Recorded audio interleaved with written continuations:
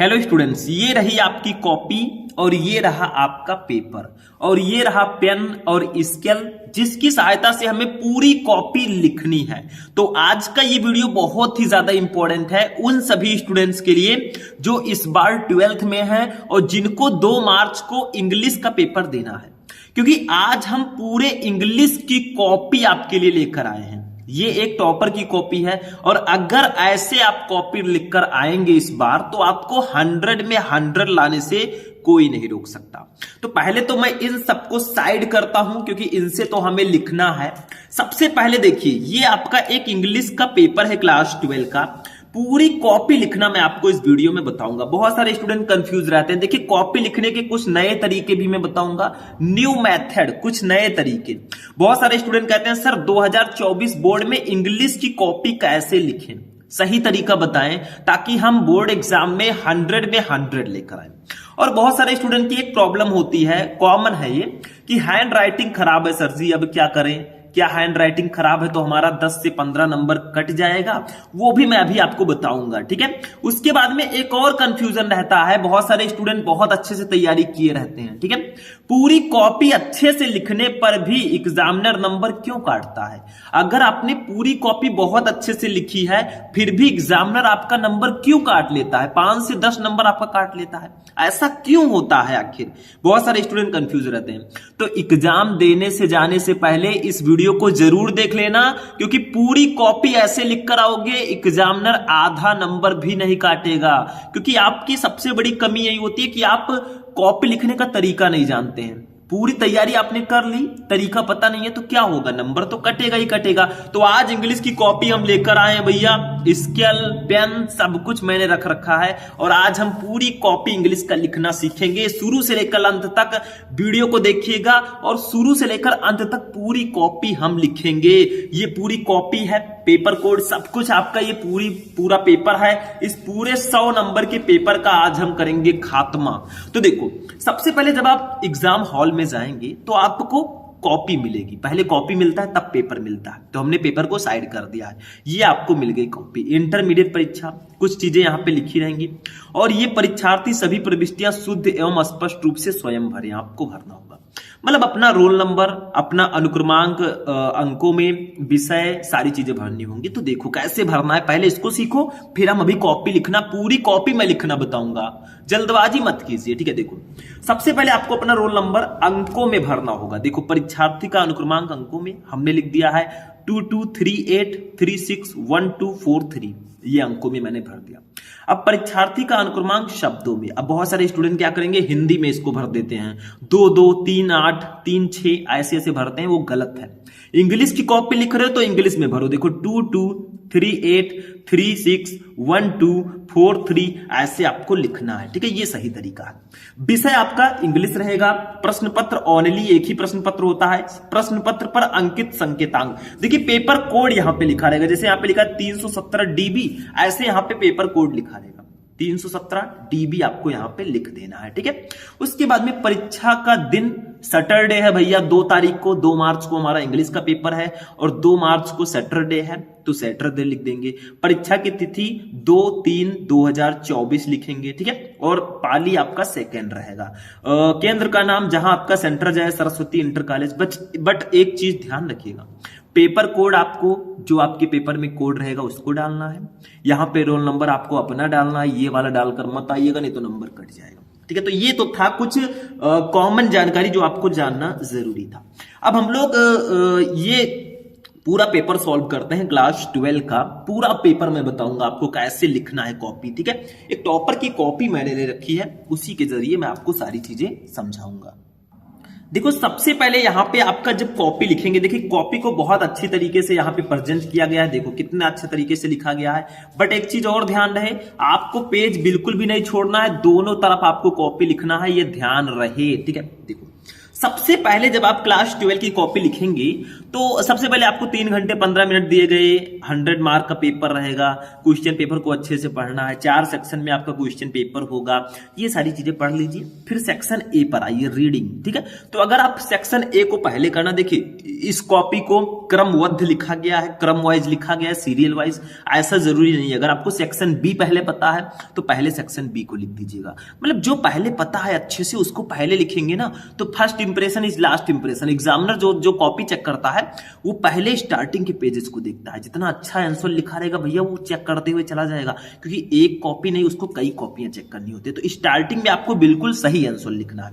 देखो section A reading, हम इसको क्रम वाइज सॉल्व करेंगे। तो सेक्शन ए रीडिंग, ठीक। अब देखो आपको इसका फर्स्ट क्वेश्चन का आंसर आप लिख रहे हैं, ये अनसीन पैसेज है, 15 नंबर का ये आपका आता है। तो read the following passage carefully and answer the question that follow. आपको पैसेज को ध्यान से पढ़ना, इसके नीचे क्वेश्चन दिया गया, देखो ए बी सी डी ई करके आए, ठीक है। 3-3 नंबर, 3-3 6, 3 9, 3 12, 3 15 नंबर का ये रहेगा। अब देखो सबसे पहले आंसर नंबर 1 डालिए, ऐसे आंसर नंबर 1, या आंसर आप क्वेश्चन 1 भी डाल सकते हैं, दोनों तरीके से लिख सकते हैं, ठीक है, बट ये ज्यादा बेटर रहेगा। आपको इस पूरे पैसेज को पहले पढ़ना होगा। अब इसके नीचे देखो ए बी सी डी करके आंसर दिया गया, तो यहां पे पहले आपको क्या करना है, देखो ये वाला है तो बी बीकम डॉट डॉट करके हाउस होल्डर, ऐसे लिख देना है, बी बीकम डॉट डॉट करके हाउस होल्डर। ये लिखने से ये होगा कि टीचर को पता चल जाएगा आपने ये वाला किया है, क्योंकि इसको लिखना जरूरी है, ठीक है, क्वेश्चन उतारना नहीं होता। अब आंसर ए पहले हम करेंगे, देखो आंसर ए ऐसे लिखेंगे और इसका आंसर लिखेंगे। क्वेश्चन है कि what does the writer want to convey through the passage, तो आपको लिख देना है through the given passage the author wants to highlight how people adopt and change according to the responsibilities and weakness that come with a position, ठीक है, ऐसे लिखना है। देखो मैं यहाँ पे हिंदी मीनिंग बताने नहीं आया हूं, मैं कॉपी लिखने का तरीका मैं समझाने आया हूं, तो यहाँ पे आपको कॉपी लिखना ही सिखाया जाएगा पहले, ठीक है। बाकी मैंने बहुत सारे क्वेश्चन पेपर भी सॉल्व कराए आपको, और भी बहुत सारे क्वेश्चन बताए हैं इंग्लिश में, ठीक है। बी वाला देखो, हम 3-3 नंबर क्लियर कर रहे हैं। बी देखो, ये आपका क्वेश्चन है what is the meaning of the expression to prove equal to the task, तो ऐसे लिख दो answer B. The phrase to prove equal to the task means to do everything from developing necessary ability, talent, qualities और capability to handle और accomplish a given role of situation, ठीक है। तो ऐसे आपको आंसर लिखना है, मतलब आंसर ए आंसर बी ऐसे करके लिखिएगा, ये कॉपी लिखने का सही तरीका है। पूरे नंबर मिलेंगे, आधा नंबर भी आपका नहीं कटेगा। नेक्स्ट क्वेश्चन, और एक चीज और याद रखिएगा, मैं भूल गया था, आपको साइड में, इस साइड में ब्लैक एंड ब्लैक पेन से लाइनिंग कर देना है, ब्लैक स्केच से या जो भी आपके पास हो उसके साथ इधर लाइनिंग कर देना है, एक ही साइड में लाइनिंग कीजिएगा। दूसरी चीज मैं कुछ चीजें आपको यहाँ पे बता देना चाहता हूं, उसके बाद इसको बताऊंगा। देखो सबसे पहले आपको लाइनिंग कर देना है जब आपको कॉपी मिले तभी, फिर आपको पेपर मिलेगा, 15 मिनट पढ़ना है। कॉपी लिखते समय आपको ब्लैक एंड ब्लू पेन का यूज करना है, रंग बिरंगे पेन बिल्कुल मत यूज कीजिएगा, व्हाइटनर का यूज मत कीजिएगा, पेन जो रहे वो जेल पेन ना रहे, डॉट पेन का यूज कीजिएगा, ये ध्यान रखिएगा, इतनी सारी चीजें, ठीक है। और स्टार्टिंग के पेजेस बहुत अच्छे लिखिएगा, काट पीट बिल्कुल मत कीजिएगा। सी वाला देखो, what change to a reckless youth into a sober and grave householder, तो ऐसे लिख दो, marriage and parenthood change a reckless youth into a sober and grave house holder.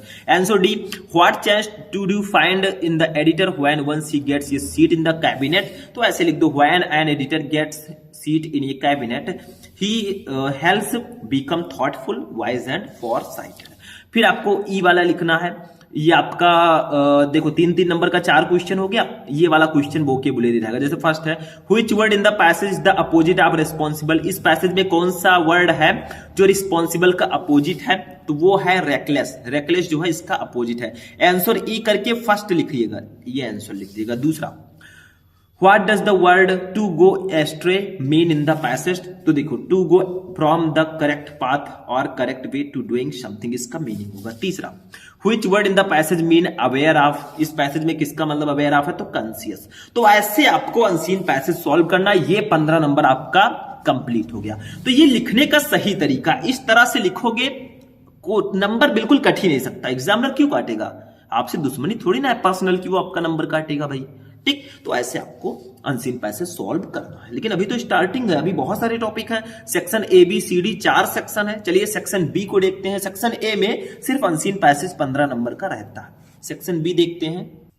अब देखिए स्टूडेंट, सेक्शन बी में हमारा 10 नंबर का article और 10 नंबर का लेटर रहता है। तो दूसरा क्वेश्चन देखो, पहले सेक्शन बी हेडिंग डालेंगे, सेक्शन बी राइटिंग, ऐसे लिख देना, सेक्शन बी राइटिंग हेडिंग, ठीक है। अब देखिए दूसरा क्वेश्चन हमारा है, right an article on any one of the following topics in about 100 to 150 word. मतलब इन तीनों टॉपिक में से आपको किसी एक टॉपिक पर 100 से 150 वर्ड में आर्टिकल लिखना।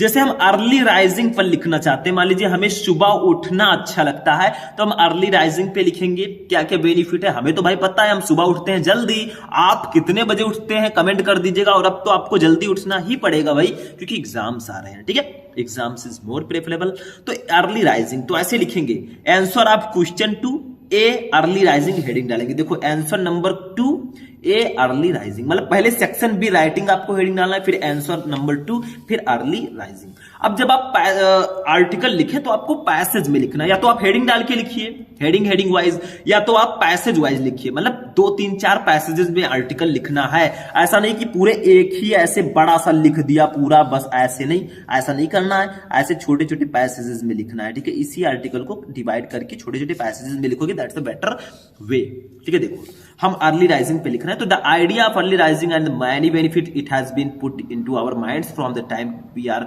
Very young as children we are taught by our elders that sleeping late and rising late a bad habit, ठीक है, ये बैड हैबिट। तो ऐसे आपको लिखना है। देखो यहाँ पे एक पैराग्राफ हो गया हमारा, यहाँ पे फिर एक लाइन छोड़ देना है, फिर उसके बाद में दूसरा पैराग्राफ शुरू करना है। मेरे कहने का मतलब है पैराग्राफ्स वाइज अगर आप लोग लिखेंगे that's a better way to write an English copy and article, ठीक है। आगे देखते हैं, अभी फिनिश नहीं हुआ है नेक्स्ट पेज में।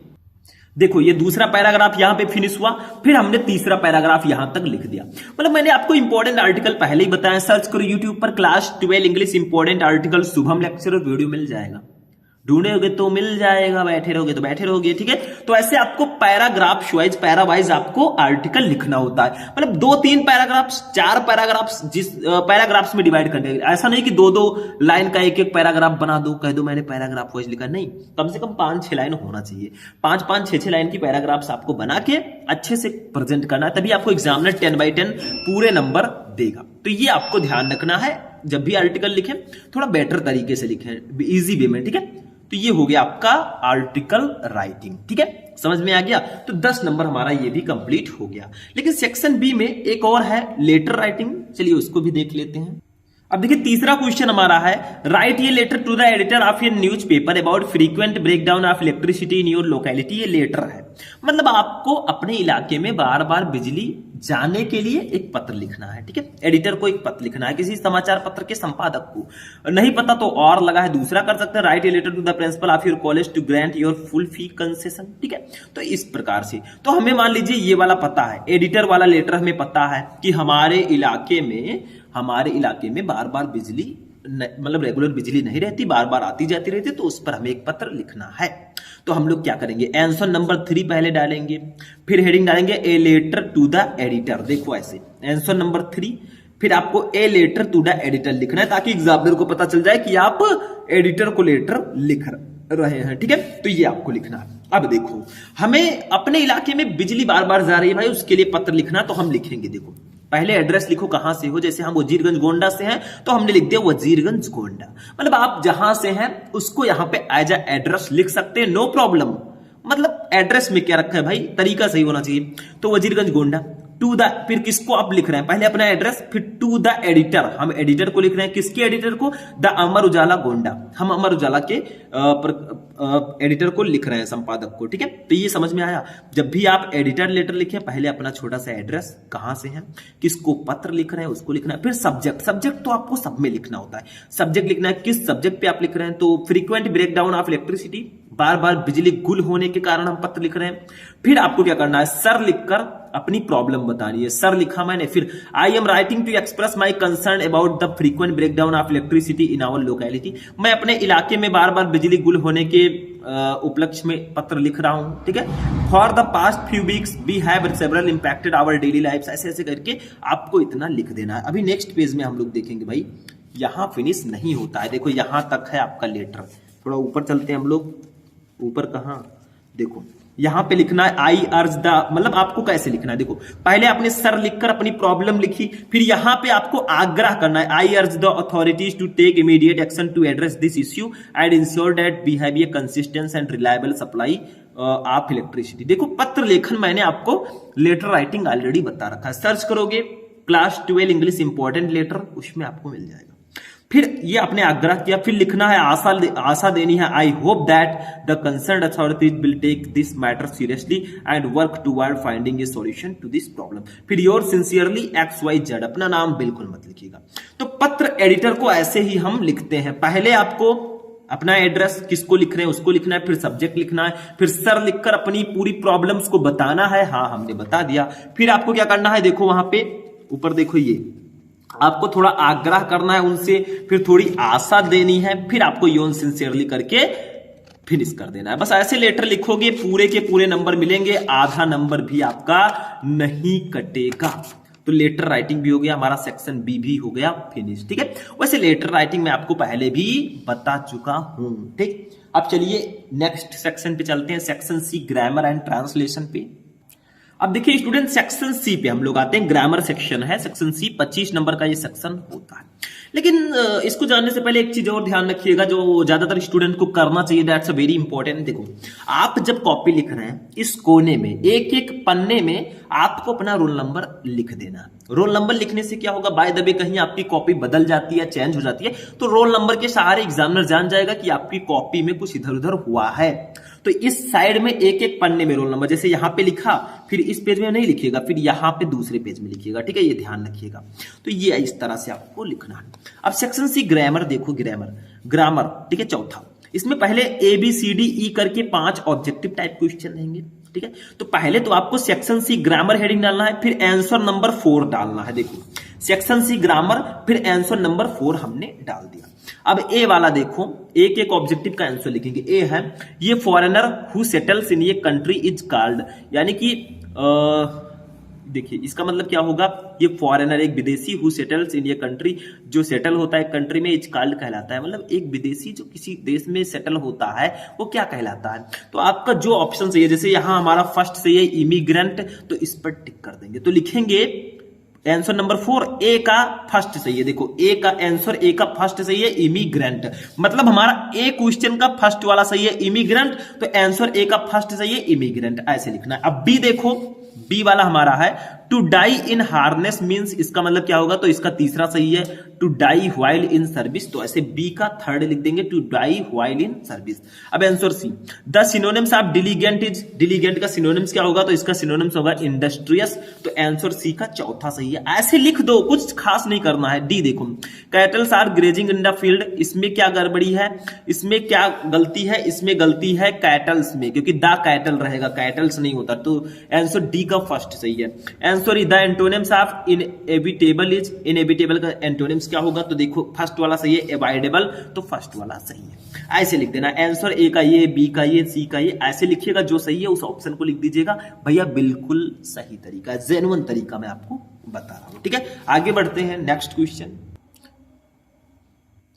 अब देखिए क्वेश्चन नंबर 5 पे आ जाइए। ये सबसे पहले क्या होगा, डायरेक्ट, इनडायरेक्ट, सिंथेसिस और ट्रांसफॉर्मेशन, ये सारे क्वेश्चंस रहेंगे। देखो change any one of the following to indirect speech, 2 number का रहेगा। देखो 2 क्वेश्चन रहेंगे, 2 में से किसी एक को इनडायरेक्ट में चेंज करना है। तो सबसे पहले आंसर नंबर 5 डालेंगे। देखो आंसर नंबर 5, अब आंसर ए डालेंगे, क्योंकि ए वाला हम कर रहे हैं, तो आंसर ए हम डालें। अब ए का कौन सा कर रहे हैं, हम फर्स्ट करना चाहते हैं। He said to me can you spare some money for me, ये वाला हम करना चाहते हैं, तो लिख देंगे इसको। आंसर ए का फर्स्ट हम कर रहे हैं, इसका इनडायरेक्ट लिखेंगे he asked me if I could spare some money for him, बस हो गया, ठीक है।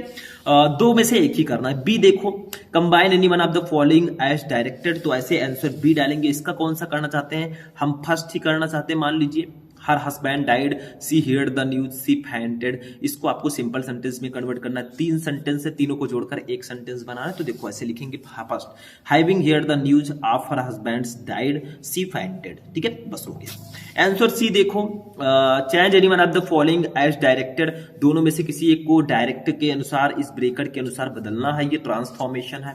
जैसे हम दूसरा करना चाहते हैं, Tulsidas was one of the greatest poets, इनको आपको पॉजिटिव डिग्री में कन्वर्ट करना है क्योंकि ये सुपरलेटिव डिग्री में है।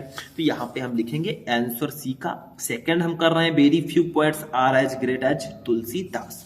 आंसर ई देखो, आंसर डी हम लोग करेंगे। आंसर डी जो है वो सिंटैक्स रहता है, देखो ये, ठीक है।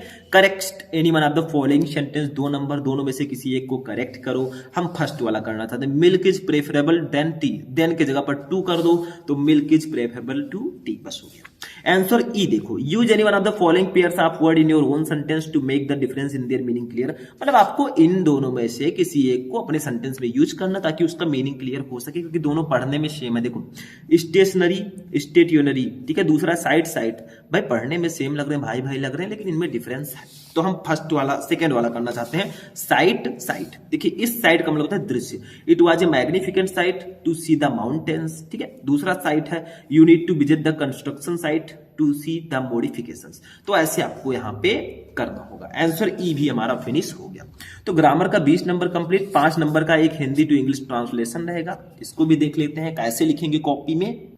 तो यहाँ पे देखिए आंसर नंबर जो हमारा 6 है, ये हिंदी टू इंग्लिश ट्रांसलेशन है। तो पहले आंसर नंबर 6 ऐसे डालेंगे, फिर ट्रांसलेशन हेडिंग डाल देंगे, क्योंकि लिखा है translate the following passage into English, तो ट्रांसलेशन हेडिंग डालेंगे। फिर इस हिंदी के पैसेज को इंग्लिश में ट्रांसलेट कर देंगे। भाई गूगल नहीं करना है हमें जो पता है वही लिखना है। तो हिंदी टू इंग्लिश ट्रांसलेशन का आप रेगुलर प्रैक्टिस करते रहे, क्योंकि that's a most important topic for your board exam. तो ऐसे हिंदी को इंग्लिश में ट्रांसलेट करके लिख देना है, ठीक है। तो इस तरह से आपका 25 नंबर का ये भी सेक्शन कंप्लीट होता है।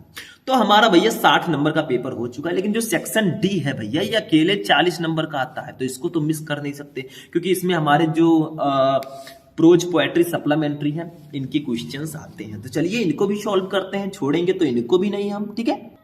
तो देखिए यहाँ पे सेक्शन डी जो आपका लिटरेचर है, इसमें सबसे पहले प्रोज के क्वेश्चन रहेंगे, मतलब प्रोज का शॉर्ट आंसर टाइप क्वेश्चन रहेगा 8 नंबर का, और एक लॉन्ग क्वेश्चन रहेगा 7 नंबर का। प्रोज के 15 नंबर के क्वेश्चंस रहेंगे यहाँ पे, ठीक है। देखो सबसे पहले प्रोज का शॉर्ट क्वेश्चन रहेगा। देखो प्रोज से 15 नंबर, पोएट्री से 10 और सप्लीमेंट्री से भी 15 number, total 40 number.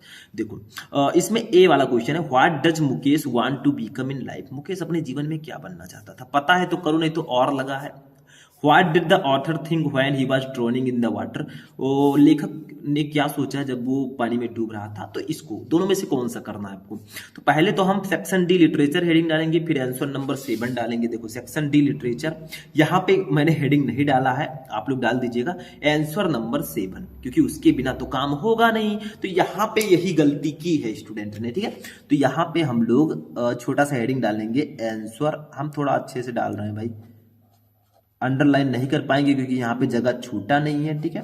Answer number 7, ठीक है, ऐसे आपको डाल देना है। मतलब आपको अंडरलाइन वाइन करके खूब सुंदर सा डालना है भाई। अभी आप बोर्ड में कॉपी नहीं लिख रहे हैं, आप समझ रहे हैं कैसे लिखना है, ठीक है। तो देखो ए वाला हम करना चाहते हैं आंसर ए, तो हम ऊपर वाला ये करना चाहते हैं मुकेश वाला, तो लिखेंगे आंसर ए मुकेश वाला answer. Mukesh belongs to the bangle makers of Firozabad, where his family is engaged in bangle making. Mukesh dream is to become a motor mechanic and to learn to drive a car, thus he wants to become his own master। मतलब मुकेश जो है ये फिरोजाबाद के चूड़ी बनाने वाले परिवार से संबंध रखता है, जहां का हर एक परिवार चूड़ी बनाने के काम में लगा है। मुकेश का सपना है कि वो एक मोटर मैकेनिक बने और वो कार चलाना सीखना चाहता है, इस प्रकार वो अपना खुद का मालिक बनना चाहता है। Answer B. अब बी वाले में से आपको दोनों में से एक ही करना, चाहे ये करो चाहे ये करो। देखो from where did the peddler get the idea of world being a rat trap, इसको करो, या तो फिर what did Gandhi ji do after knowing the miserable condition of the formal से चंपारण।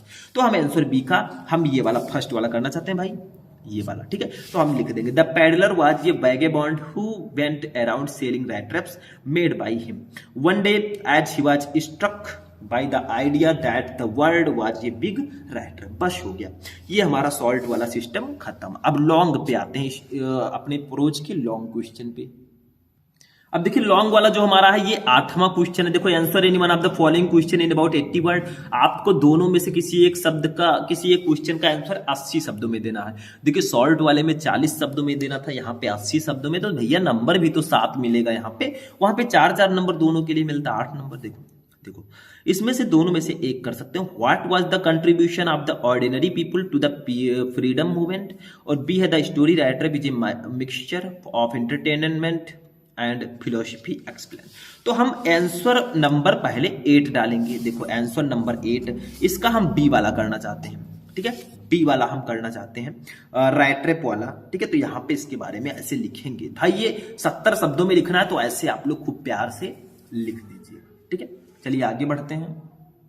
अब देखिए प्रोज वाला काम खत्म हुआ, 15 नंबर का। पोएट्री पे आते हैं। देखो 8 नंबर का शॉर्ट, 7 नंबर का लॉन्ग, 15 नंबर। अब देखो poetry, read the following extract carefully and answer the question that follow. आपको इस इंग्लिश के पोएम को खूब ध्यान से पढ़ना है, 6 नंबर का रहेगा, और इसके नीचे 3 क्वेश्चन है, ए बी सी, तीनों का आंसर देना है। एक क्वेश्चन के लिए 2 नंबर, 6 नंबर आपको दिया जाएगा। तो पहले आंसर नंबर 9 ऐसे लिख देना है, फिर आपको लिखना है परहैप्स डॉट डॉट करके आई विल गो। देखो परहैप्स डॉट डॉट करके आई विल गो, क्योंकि एग्जामिनर समझ जाएगा आपने यही वाला किया। फिर आंसर ए डालकर आपको पहले का आंसर लिखना है। What lesson does the earth teach us, यानी कि हमें पृथ्वी क्या पाठ सिखाती है, तो answer A. The earth teach us that there is life under apparent stillness, it means that we can still be alive even if we appear to be still all gone, ठीक है। बी वाला देखो, what remains alive when everything seems to be dead, तो only the earth is alive when everything else appears to be dead, मतलब सिर्फ पृथ्वी बचेगी जब यहाँ पे कोई नहीं बचेगा, ठीक है। सी वाला देखो, what does the poet ask us to do, poet हमें क्या कहने के लिए कहते हैं, तो the poet ask us to do count to 12 and be silent and still so that we can self introspect, ठीक है। तो ये पोएट्री का स्टैंजा रहेगा। तीनों का आंसर हमने दे दिया एक लाइन में, तो ये आपका आंसर हो जाएगा 6 नंबर कंप्लीट। अब इसी में एक सेंट्रल आइडिया आता है, उसको भी देख लेते हैं। अब देखिए क्वेश्चन नंबर 10 जो रहेगा, ये सेंट्रल आइडिया रहेगा 4 नंबर का। देखो ध्यान से समझना, ऐसे ही कॉपी लिख कर आओगे पूरे नंबर मिलेंगे। थोड़ा टाइम जरूर लग रहा है, लेकिन सारी चीजें आपको समझ में आ जाएगी। देखो right the central idea of any one of the following poems. देखो ए है ए थिंक ऑफ ब्यूटी, बी है माई मदर एट 66, सी है कीपिंग क्वाइट। ये आपको सेंट्रल आइडिया, तीनों में से किसी एक पर आपको सेंट्रल आइडिया लिखना होगा, ठीक है। अब ध्यान ये देना है आपको, कौन सा आपको पता है भाई। हम पहले आंसर नंबर 10 लिखेंगे, फिर हमें मान लीजिए सी वाला पता है, हम कीपिंग क्वाइट वाला करना चाहते हैं भाई। यही तीनों इंपॉर्टेंट भी है, ध्यान रखना बोर्ड एग्जाम के लिए यही 3 सेंट्रल आइडिया इंपॉर्टेंट है। इसको जो पढ़ लेगा भाई कुछ पढ़ने की जरूरत नहीं है सेंट्रल आइडिया में। तो सी लिखेंगे, कीपिंग क्वाइट हम ये वाला लिखना चाहते हैं, फिर हेडिंग डालेंगे सेंट्रल आइडिया और लिख देंगे। In keeping quiet the poet demands the necessity of quite introspection, man section his rush and Hari have already caused much chaos and trouble in the world. Now it is the time when he should take a pass. He should do self-introspection. Stillness does not mean total inactivity. Stillness and silence will help man in creating a feeling of mutual understanding among human beings. बस हो गया। इस तरह से central idea आपको लिखना होगा। That's the best way for writing. Next question पे हम लोग चलेंगे, अब सप्लीमेंट्री पे चलते हैं भाई। धीरे धीरे हमारा पेपर पूरा फिनिश होता जा रहा है। बाय द वे हमने 30 मिनट में पूरा पेपर सॉल्व कर दिया, आपको 3 घंटे मिलेंगे, तो भाई ये टेंशन बिल्कुल नहीं लेने का। चलिए आगे बढ़ते हैं। अब देखिए नेक्स्ट क्वेश्चन है 11 नंबर। इसमें भी क्या होगा, प्रोज की तरह होगा, 2 शॉर्ट आंसर टाइप क्वेश्चन, एक लॉन्ग क्वेश्चन। देखो 11 का A, why could Charlie never again find the third level. देखो ये यहां पे नहीं रहेगा, यहां पे हेडिंग रहेगा, ठीक है। यहां पे ध्यान दीजिएगा, यहां पे हेडिंग रहेगा। दूसरा क्वेश्चन यहां पे लिख दिया गया बट दैट्स रॉन्ग। यहां पे रहेगा कि आंसर जैसे उसमें था, प्रोज में था, हमने देखा था, अभी मैं दिखा रहा हूं आपको, ठीक है। प्रोज में कैसे था देखो, ये answer the following question in about 40 word, ऐसे यहां पे भी रहेगा भाई। देखो यहां पे हेडिंग रहेगा answer the following question about 40 word. A देखो, how did Charlie enter the third level, पता है तो करो, नहीं तो दूसरा है, what prediction was made at Tiger's King birth, ठीक है। तो लिख दो, हमें आंसर नंबर 11 पहले डालना है। देखो 11 डाल दे, इसका ए वाला हम कर रहे हैं, मान लीजिए हम फर्स्ट वाला कर रहे हैं ये वाला, तो लिखेंगे Charlie could never find the third level again because it was fleeting word of imagination that Charlie had imagined to live in. The third level did not exist in reality. B देखो, how is Antarctica the perfect place to study environmental changes, नहीं पता तो और लगाए, why was Sadao sent to America, तो हम Sadao वाला कर रहे हैं। देखो answer B, Sadao's father dream to for him was to give him the best education and so Sadao was sent to America at the age of 22 to study surgery and medicine.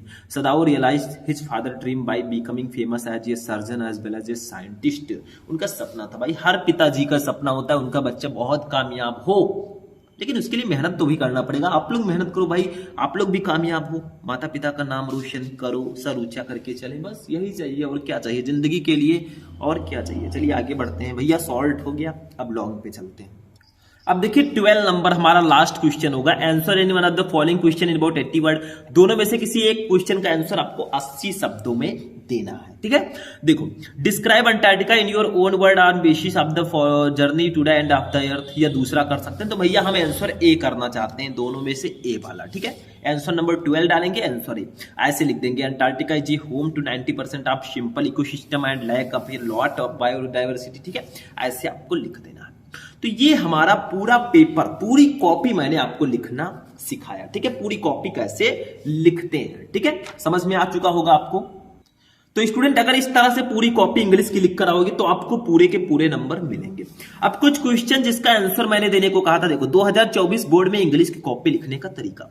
देखो English की copy जैसा मैंने बताया वैसे ही आपको पूरा लिखना है, तरीका तो मैंने आपको पूरा बता दिया। दूसरा, हैंड राइटिंग खराब है तो क्या करें। देखो हैंड राइटिंग खराब है तो अभी टाइम है, आप सुधार लीजिए। देखो आप जिस सब्जेक्ट में आपका हैंड राइटिंग खराब है, हिंदी में खराब है, तो आप किसी क्वेश्चन को मान लीजिए याद कर रहे हैं हिंदी में, फिजिक्स में, केमिस्ट्री में, तो क्वेश्चन याद नहीं हो रहा, तो आप कॉपी लीजिए और हिंदी में उस पर लिखिए। इससे आपका हैंड राइटिंग भी इंप्रूव होगा और आपका क्वेश्चन भी जल्दी याद होगा। ऐसा माना गया है कि अगर आप किसी चीज को बार बार लिखकर याद करते हैं बहुत जल्दी याद होता है। और हैंड राइटिंग खराब है तो थोड़ा ऐसे ऐसे लिखिएगा, वहां पे एग्जाम में स्टार्टिंग के पेजेस में साफ सुथरा लिख दीजिएगा बहुत अच्छे से, बाकी के पेजेस में आपको अच्छे से ही लिखना है, टाइम है तो, ठीक है। तो उस पर आपको विशेष ध्यान देना है क्योंकि हैंड राइटिंग से 5 से 10 नंबर का फर्क आता है। नेक्स्ट, पूरी कॉपी अच्छे से लिखने पर एग्जामिनर नंबर क्यों काटता है। देखिए आप अच्छे से तो लिख रहे हैं लेकिन गलती अगर आप करेंगे तो आपका नंबर कटेगा। जैसे आप अगर व्हाइटनर यूज कर रहे हैं, नंबर कट गया। रंग बिरंगे पेन, हरा नीला, हरा काला, सॉरी हरा और नारंगी बैगनी, ये सब यूज कर रहे हैं, नंबर कटेगा, ठीक है। अगर आप जेल पेन यूज करें तो भी प्रॉब्लम होगा, नंबर तो कटेगा ही कटेगा, साथ में आपका कॉपी भी बर्बाद हो सकता है, ठीक है। और ये सारी चीजें आप बिल्कुल मत कीजिएगा, व्हाइटनर का यूज मत कीजिएगा। हर पेज में आपको रोल नंबर डालना है और यहाँ पे रोल नंबर भरने में गलती मत कीजिएगा क्योंकि नाम नहीं भरना होता, सिर्फ रोल नंबर ही भरना होता है। और एग्जामिनर फालतू में आपके नंबर नहीं काटेगा, जैसे मैंने कॉपी बताया लिखने को ऐसे लिखोगे पूरे नंबर मिलेंगे, आधा नंबर भी नहीं कटेगा। तो पूरी इंग्लिश की कॉपी कैसे लिखें मैंने पूरा आपको बता दिया है। आज का ये वीडियो बहुत ही ज्यादा इंपॉर्टेंट था, एग्जाम देने जाने से पहले जरूर देख लेना। तो चलिए मिलते हैं हम नेक्स्ट वीडियो में। इस वीडियो को लाइक कर देना, चैनल पर नए चैनल को सब्सक्राइब कर देना। मिलेंगे नेक्स्ट वीडियो में नेक्स्ट टॉपिक के साथ, तब तक के लिए जय हिंद।